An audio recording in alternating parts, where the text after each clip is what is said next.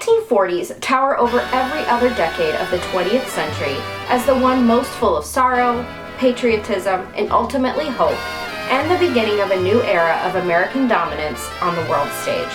This decade, commonly referred to as the war years, is synonymous with World War II. Jennifer Rosenberg. In this short series, Yuletide Treats, we're making fun treats from different decades from the 1940s to the 1970s. This episode will be making one from the 1940s or the war years. The years between 1941 and 1945 brought about a huge amount of change for the American woman. The U.S. government was encouraging women to enter the wartime workforce, volunteer for Red Cross work, and respond to wartime programs such as victory gardening and rationing. Due to the demands on the country and more men joining the armed forces, women were being asked to work long days outside the home and still provide food and meals for their family. In order to provide the U.S. troops with food to maintain their strength for war, posters were circulating urging Americans to reduce their consumption of meat, wheat, fats, and sugar. People were encouraged not to waste any food and to eat fresh produce that would have been difficult to ship overseas. Promotions like Meatless Tuesdays and Wheatless Wednesdays encouraged Americans to change their eating habits in order to support ongoing war efforts.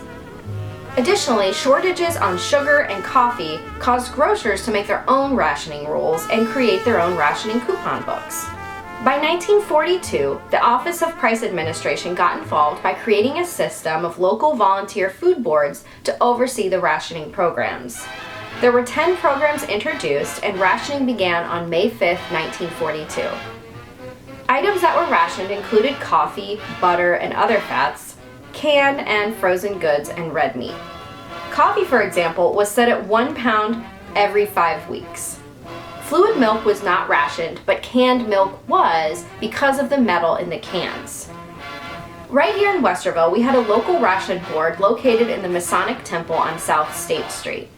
A local woman, Merle Sanders, was the commodities clerk that oversaw different parts of rationing, such as oil, kerosene, shoes, boots, and oil stove coupons. She recalled a man visiting the store to get kerosene and was refused because he didn't have a stamp. When he visited the ration board, he said he lived out in the country and didn't take a newspaper, so he had no idea that rationing was even going on. Victory menus and cookbooks were introduced to help support the challenges of cooking in a rationed kitchen, cooking after a long day of work, and cooking without wasting precious resources.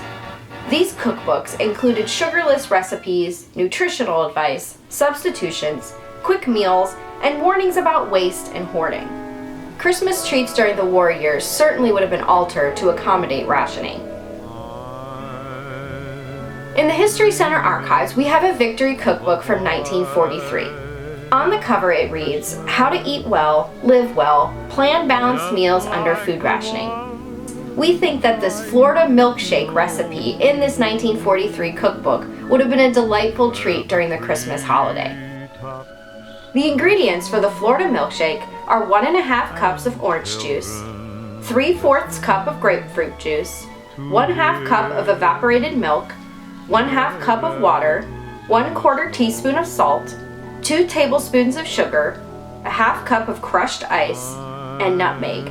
You combine all the ingredients except nutmeg in a shaker. Shake until well mixed, pour into tall glasses, and top with a dash of nutmeg. Thanks for watching Yuletide Treats, and we'll see you next week with the 1950s.